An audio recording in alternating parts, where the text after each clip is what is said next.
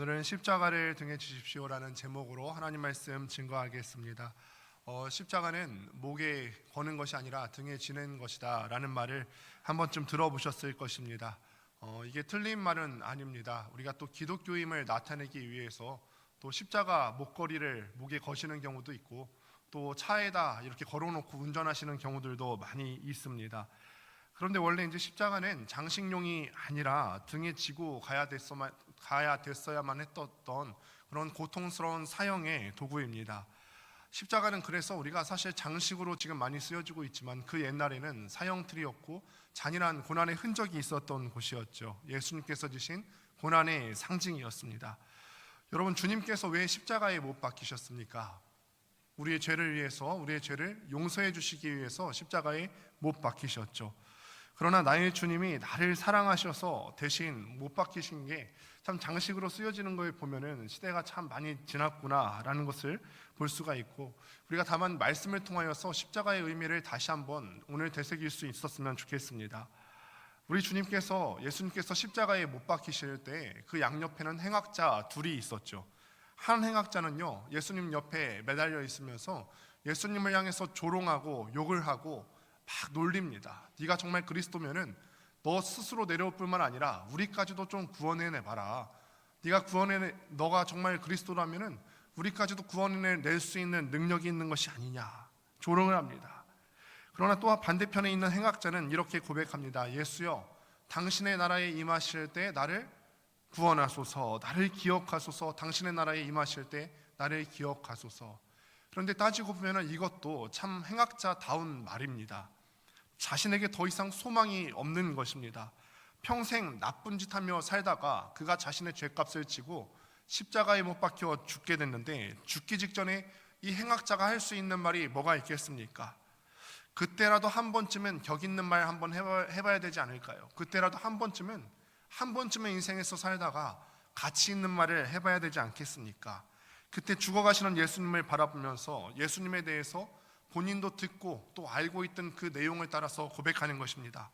당신의 나라에 임하실 때 나를 기억하소서. 정말 급한 상황이에요. 자기도 죽어가고 있고요, 또 옆에 달린 예수님도 생명의 기운이 다 꺼져가고 있는 그런 시간입니다. 그래서 정말 절체절명의 순간에, 시간이 없던 이 순간에 급한 마음으로 나를 기억하소서라고 했더니 우리 예수님께서 이렇게 대답하십니다. 아멘. 진실로 너희에게 이르노니, 아멘. 내가 진실로 너에게 이르노니 네가 오늘 나와 함께 낙원에 있으리라. 나를 기억하소서. 주님께서 오늘 당신의 나라에 임하실 때 나를 기억하소서. 사실 이것은 예수님께서 그 행악자에게 가장 기대하셨던 말일 것입니다. 죄인이 가장 가치 있게 할 수 있는 말은 주님, 나를 기억하소서, 나를 기억하소서지 않겠습니까? 마치 자기는 의로운 사람인 척하면서 예수님더러 조롱하고 놀리고, 정말 당신이 그리스도라면은 나 좀 구원해 좀 내봐라, 이것이 아니라 정말 예수님이 그리스도임을 인정하면서 당신의 나라에 임하실 때 나를 기억하소서. 그 말을 기다리셨던 우리 예수님께서 아멘, 진실로 너희에게 이르노니 네가 오늘 나와 함께 낙원에 있으리라 대답하셨죠. 여러분, 마태복음 20장에 보면은 포도원 품꾼이 일꾼을 구하러 가는 장면이 나오게 됩니다. 오전 9시부터 오후 5시까지 시간 순서에 따라서 5번에 걸쳐서 왔다 갔다 하면서 일꾼을 구합니다. 그 장면에 보면은 오후 5시가 된 늦은 시간에 주인이 마지막까지 남아있었던 일꾼을 부르는 장면을 우리가 볼 수가 있는데, 어찌 보면은 우리가 상식적으로 생각했을 때 오전 9시부터 들어가서 하루 종일 일한 사람과 오후 5시에 들어가서 1시간 남짓 일한 사람은 임금이 달라야 하는 것이 맞습니다. 그런데 포도원 품꾼은 그렇게 하지 않았죠. 포도원 품꾼으로 비유된 하나님께서는 그런 마음을 갖고 계시지 않았죠. 왜 그렇죠? 여러분, 한번 생각해 보시면 5시가 될 때까지 선택받지 못한 사람들은 행색이 남루하거나 또는 몸이 연약했거나 병약했거나 어떤 이유에서든지 다른 사람에게 선택받지 못했을 그런 이유가 있었을 겁니다. 그래서 누구도 거들떠보지 않았어요. 그러나 문 닫히기 직전에 주인의 눈에 발견됐어요. 그 사람에 대한 주인의 마음이 어땠을까요? 이 5시에 일하러 들어온 이 종을 바라보는 주인의 마음이 어땠을까? 급하지 않았겠습니까? 그래, 지금이라도 네가 들어가서 일하면은 내가 하루치 품삯을 줄게. 지금이라도 들어가서 일하면 하루치 품삯을 주겠다. 이게 오늘 예수님께서 십자가에 달려 돌아가시면서 옆에 있는 행악자를 바라보셨던 그 심정 아니었을까요? 진실로 내가 너희에게 이르노니 네가 오늘 나와 함께 낙원에 있을 것이다. 그 예수님 마음 아니었을까? 아버지의 유산을 먼저 받고 다 탕진해버렸던 탕자의 이야기로도 한번 보실까요? 둘째 아들이 돌아올 때 아버지의 품삯을 죽기 전에 먼저 달라고 했던 것 때문에 둘째 아들은 마을 입구에 들어서면서부터 동네 사람들에게 돌로 맞아서 죽임을 당할 수 있었어요. 그런데 둘째 아들을 위해서 대신 수치를 당하시기 위해서 혹여나 마을 입구에 들어오다가 둘째 아들이 동네 사람들에게 돌에 맞아 죽을까 봐 멀리서 보면서 신발도 신지 않고 달려나가던 그 아버지의 마음, 이것이 오늘 예수님께서 행악자들을 바라보던 그 마음 아니었을까? 그렇기 때문에 또한 오늘 시간에 우리가 천국에 갈 수 있는 것 아닐까 싶습니다. 행악자에게 네가 오늘 나와 함께 낙원에 있으리라 하신 말씀이나 늦은 저녁에 포도원에 그 무능한 일꾼을 포도원으로 들여보내신 그 주인의 마음이나 못난 아들을 향해서 열심히 뛰어가서 대신 수치를 당한 그 비유 속에 나타난 아버지나 다 동일한 하나님의 마음 아닙니까? 그렇게 우리 예수님께서 십자가에 못 박히시고 시간이 흐릅니다. 이제는 정오가 되었습니다. 팔레스타인 그 뜨거운 땅에 정오는 햇빛이 가장 뜨겁게 내리쳐야 되는 시간대입니다. 그런데 마태복음 4장에 보면은 분명히 흑암에 있는 백성들에게 빛이 비추었다 하셨고 그 빛은 예수님이라고 말씀하셨는데 정오가 되었던 무렵에 예수님께서 달려 돌아가시던 그날에 해가 꺼졌어요. 정말 말씀에 나온 대로 예수님께서 흑암에 있는 백성들에게 빛이 되셨다 하는데 그 예수님의 생명이 꺼져가고 있는 것을 나타내는 것처럼 정말 그 정오 가운데 빛이 꺼져가고 있습니다. 만들어진 이후부터 한 번도 꺼진 적이 없었던 그 태양이 꺼져가고 있습니다. 왜냐하면 진짜 빛이신 예수님께서 그 생명을 잃어가고 있었기 때문에 그렇습니다. 예수님이 목숨이 꺼져갈 때 햇빛이 꺼졌다고 하는 것은 예수님께서 이 땅에 진정한 빛이셨다는 것을 의미합니다. 그렇게 3시간쯤 지날 때 갑자기 성전의 휘장이 위에서부터 아래로 쭉 두 갈래를 내면서 찢어집니다. 그리고 히브리서 기자는 이 사건에 대해서 설명하죠. 예수님께서 친히 그 휘장이 되셨고 자신의 몸을 찢으심으로 하나님과 우리 사이에 길을 내주셨다. 그 이전에는 두꺼운 휘장이 가로막혀서 성소에서 지성소로 갈 수 없었던 것처럼 우리가 하나님께 나아가려고 할 때 우리의 죄 때문에 하나님께 직접적으로 나아갈 수가 없었는데 예수님께서 그 몸을 휘장 삼으셔서 둘로 찢어 놓으심으로써 우리가 하나님께 나아갈 수 있게 되었다는 것입니다. 그 하나님께 담대하게 나아갈 수 있도록 우리의 주님께서는 우리의 죄를 다 제거해 주시고 주님 앞에 직접 나갈 수 있게 해주신 참된 대제사장의 죽음이었다 설명합니다. 그렇게 휘장마저 다 찢어 놓으신 그 이후에 우리 예수님께서 하나님께 한 가지 말씀하십니다. 아버지, 내 영혼을 아버지 손에 드립니다. 내 아버지 손에 부탁하나이다. 예수님께서 자기의 영혼을 부탁하신 그 아버지는 어떤 아버지십니까? 자신을 버리신 아버지예요. 일시적이지만 자신을 버리신 아버지입니다. 영원한 삼위일체 성부, 성자로 계셨을 때는 정말로 아름다운 관계셨는데 이 죄인을 구원하시기 위해서 그 아들을 저주에 맡겨두신 분이 바로 아버지세요. 그런데 그 아버지 손에 자기의 영혼을 위탁한다고요? 나를 배신한 사람에게 나를 맡길 수 있을까요? 나를 저버린 사람에게, 나를 저주 가운데 내어둔 사람에게 내 영혼을 맡길 수 있겠습니까? 그런데 오늘 예수님께서는 자신을 버리신 아버지께 자기의 영혼을 맡기신대요. 어떻게 이게 가능할까요? 예수님은 늘 그렇게 오셨어요. 영원하신 성자셨지만 아버지의 뜻에 따라서, 하나님의 뜻에 따라서 사람의 몸을 입고 이 땅에 오셨고 율법의 저주 아래에서 율법을 따라 사시려고 노력하셔야 됐고요. 죄짓지 않기 위해서 스스로 몸부림치셔야 됐습니다. 또한 죄의 저주를 받아서 나 대신 십자가에 못 박이시까지 하나님으로부터, 성부 하나님으로부터 외면당하시고 버림받으셨어야 됐어요. 그런데 어떻게 이 순간까지 아버지 앞에 당신의 영혼을 위탁할 수 있었을까? 이거는 겟세마네의 기도가 있었기 때문이죠. 내 뜻대로 마시고 아버지의 뜻대로 되기를 원하나이다. 우리 주님께서 왜 새벽 미명마다 기도하셨을까요? 가만 보면 예수님의 공생애는요, 정말 주님께서 말씀하셨던 것처럼 내가 머리 둘 곳조차 없다 하실 정도로 바쁜 일생을 사셨고, 그런 바쁜 일생을 사시는 가운데서도 늘 예수님께서는 새벽을 깨우시면서 기도하셨어요. 예수님께 겟세마네의 기도는요, 그날 하루만 있었던 게 아니에요. 매일 매순간 내 뜻이 아니라 아버지의 뜻을 이루기를 원합니다. 새벽 미명마다 기도하셨고요.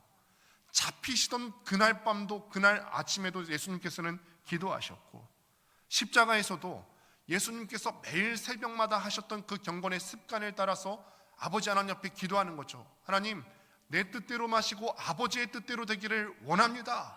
매일 하셨던 그 경건의 습관이 달려 돌아가시던 그 순간까지도 나타나고 또 하나님께 자신을 위탁하시는 거죠. 이제는 어떻게 될까요? 예수님께서 자신의 영혼을 하나님께 위탁하셨어요. 이제는 하나님께서 예수님을 위해서 일하실 차례예요. 예수님께서 당신의 영혼을 아버지께 위탁하셨으니 이제 하나님께서 예수님을 위해서 헌신하실 차례이신 거죠. 이 위탁하다라는 말과 헌신하다라고 하는 말의 단어가 같습니다. 커밋먼트라고 하는 영어 단어가 쓰여지게 되는데요, 이 단어는 위탁하다, 그러니까 맡겨드린다라고 하는 뜻도 되고 헌신하다라고 하는 두 가지 뜻을 다 갖고 있습니다. 예수님께서 아버지께 커밋하셨어요. 위탁하셨어요. 내 것을 다 하나님께 맡겨드릴 테니까 하나님의 뜻대로 되기를 원합니다 라고 기도하셨을 때 하나님께서도 예수님께 커밋하셨죠. 너의 위탁을 내가 받고 이번엔 내가 너를 위해서 헌신할 차례다. 때로는 우리가 고통 가운데 있고 외롭고 또 나만 아는 슬픈 일들이 있지만 바로 그때에도 우리가 하나님 아버지께 나를 커밋하면, 위탁하면 하나님께서 우리의 기도를 들으시고 우리에게 커밋, 헌신하여 주실 줄을 믿습니다. 그러니 이 시간 우리가 십자가 앞에서 고백해야 될 것이 하나 있습니다. 주님, 내가 십자가 앞에서 한 가지 깨닫기 원합니다. 나는 아무것도 할 수 없습니다. 아무것도 아닌 죄인이기 때문에 내 평생 하나님께 커밋, 위탁할 수밖에 없는 그런 내 주제를 알 수 있게 하여 주옵소서. 그리고 또 한 가지 믿고 경험해야 될 것이 있는데, 내가 그렇게 하나님 앞에 위탁할 때 하나님께서 나를 위해서 헌신해 주는 그 기도의 응답의 역사를 경험케 하여 주옵소서.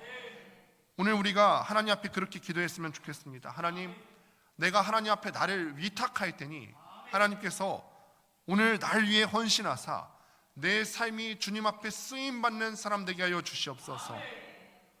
이렇게 십자가에서도 끝까지 아버지를 향한 신앙을 포기하지 않으셨던 그 예수님의 마지막의 고백을 들은 백부장이 위대한 고백을 하나 하게 됩니다. 47절 말씀 우리 같이 한번 읽어보도록 하겠습니다. 함께 읽습니다. 시작. 백부장이 그 된 일을 보고 하나님께 영광을 돌려 이르되 이 사람은 정녕 의인이었도다 하고. 아멘. 이 사람은 정녕 의인이었도다. 그런데 이 사람이 어떤 사람이죠? 백부장. 그러니까 예수님 외에 나머지 행악자 두 명과 함께 총 3명의 사형 집행을 담당했던 집행관이에요. 그런데 자기가 사형 집행해놓고 그 사형수에게 보니까 정녕 의인이었도다 말했다면 자기가 한 일은 뭐가 되는 거죠? 잘못했다는 거예요. 내가 잘못했구나. 백부장은 우리가 상상할 수 있는 것보다 더 큰 권위를 갖고 있는 사람이에요. 평민으로서 로마 군대 자리 중에서 가장 높이 올라갈 수 있는 자리가 바로 백부장의 자리였습니다. 그래서 백부장이 되면은 큰 명예도 얻을 수가 있고 사병들의 몇십 배의 월급을 받을 수 있기 때문에 다 평민으로서는 그 백부장 될 수 있게 되기를 원했죠. 그러니 백부장은 용맹한 사람이었을 것이고 지혜로운 사람이었을 것이고 때로는 감정에 눌리지 않고 냉혈한 같은 그런 사람이었을 것입니다. 그래서 로마 군대 내에서 많은 반란이 일어났다고 하는데 그 반란의 70%가 백부장의 가혹함 때문에 일어났다라고 하는 기록이 있습니다. 이런 사람이 바로 백부장이에요. 이런 냉혈한 같은 사람이 백부장인데 자기가 사형 집행해놓고 예수님 십자가를 바라보면서 하는 말이 나는 의인이었도다. 내 잘못을 인정한다고요. 더구나 예수님의 사형을 집행했던 로마 제국 전체에서 가장 화약고 같은 팔레스타인 예루살렘에 파견된 백부장 정도라면은 다른 백부장들보다 그의 교활함과 잔인함은 이루 말할 수 없었을 겁니다. 그런 그가 십자가 바라보다가 고백했어요. 이는 정녕 의인이었도다. 왜 우리가 우리 인생의 문제를 만나냐면 십자가를 보지 않기 때문에 그렇습니다. 십자가 바라보니까 이 냉혈한 백부장도 예수님을 인정할 수 있었어요. 우리가 오랫동안 신앙생활하면서 우리가 왜 자꾸 무너지고 왜 자꾸 나태해질까? 십자가를 안 바라봐서 그렇죠. 그래서 오늘 시간에 우리가 다시 다짐하면 좋겠습니다. 십자가를 주목하며 살기로 결단했으면 좋겠습니다. 다른 건 없어도 괜찮습니다. 죄짓고 십자가에 달렸던 그 죄수도 평생 동안 주님 앞에 드린 것이라고는 아무것도 없는 그 죄수였어요. 그런데 그 마지막 순간에 자신의 십자가를 바라보면서 자신을 위탁했잖아요. 주님, 오늘 이 순간에 당신의 나라에 들어가실 때 나를 기억하소서. 우리 주님 앞에 자신을 위탁했어요. 다른 것도 없어도 자신을 위탁한 것 때문에 그 죄인이 구원받았어요. 십자가 바라보고 일어난 일이고 그 백부장도 십자가 바라보면서 고백했던 것이죠. 누가는 여기에다 놀라운 기록 하나를 더하는데 47절을 보면은 이 백부장이 정녕 의인이었도다 라고 말하기 전에 하나님께 영광을 돌려 이르되, 어떻게 우리가 하나님께 영광을 돌릴 수 있을까요? 좋은 시스템과 아니면 우렁찬 소리로 영광을 돌려드릴까요? 그게 아니라 이 사람은 정녕 의인이었도다. 그 하나의 고백이 하나님께는 말할 수 없는 영광이 되는 것이죠. 이 사람은 정녕 의인이었도다. 하나님이 오늘 우리에게 기다리시는 것은 정확한 신앙 고백인 줄로 믿습니다. 예수님께서 정말 의인이시고 예수님께서 우리의 죄를 위해서 십자가에 달려 돌아가셨고 우리는 아무것도 할 수 없는, 위탁할 수밖에 없는 죄인이고, 그러니 내가 오늘 시간에 십자가를 바라봅니다. 우리 주님께서는 이 고백을 기다리시는 줄로 믿습니다. 아마 백부장이 말을 타고 있었을지도 모르겠습니다. 그래서 높은 곳에서 죄수들을 내려다보기도 했겠죠. 그러나 그의 입에서 십자가를 올려다보면서 터져나오는 그 영광을 막을 수가 없었어요. 이 사람은 정녕 의인이었도다. 이 사람 정녕 의인이었도다. 끊임없는 고백이 흘러나온 거죠. 십자가를 바라보았기 때문에 가능한 일입니다. 그런데 누가는 여기서 기사를 멈추지 않습니다. 또 다른 사람들이 있었는데 48절 말씀 같이 한번 읽어보겠습니다. 시작. 이를 구경하러 모인 무리도 그 된 일을 보고 다 가슴을 치며 돌아가고. 아멘. 십자가를 처음에는 구경하러 온 무리들이 있었어요. 그런데 구경하러 온 사람들까지도 다 가슴을 치며 돌아가고. 구경하러 온 사람들이 왜 가슴만 치고 돌아갔을까? 그때는 6월절이었죠. 예루살렘에 거주하고 있었던 당시 인구가 5만 5천 명, 그리고 당시는 6월절이었기 때문에 기록에 따르면 그 6월절을 치르기 위해서 전 세계 각지에서 예루살렘으로 모여든 순례객들이 12만 5천 명, 더 앞에서 그 예루살렘 땅 안에는 18만 명의 사람들이 있었습니다. 그날 하루에 순례객들과 예루살렘 주민들을 위해서 도살당한 짐승들의 숫자만 5만 5천 마리였다가 기록합니다. 이 엄청난 축제가 벌어지고 있었을 때 흥분된 상태로 유대교의 하나님을 부인한 것처럼 보이는 대제사장에 의해 저주받고 십자가에 한 죄수가 끌려 죽는다고 하니까 얼마나 많은 사람들이 모여들었겠습니까? 지금 예루살렘 이 성안 가운데 18만 명이 운집해 있는데 그 당시에 유대교의 하나님을 부인했다고 하는 한 죄수가 십자가에 달려 죽는다고 하니까 18만 명 중에서 얼마나 많은 사람이 이거를 구경하러 왔겠습니까? 만일 저라도 성도님들을 다 끌고 갔을 것 같아요. 여호와를 부인하면 저렇게 죽는 거야. 잘 봐야 돼. 하나님 부인하면 말로가 저런 거야. 여호와를 부인하면 저렇게 되는 거야. 너희들 평생에 저렇게 하면 안 돼. 이렇게 교육의 기회로 삼았을 것 같습니다. 아마 많은 사람들이 구경하고 있었을 겁니다. 그게 로마 제국이 십자가형을 사형 제도로 쓰는 목적이기도 했죠.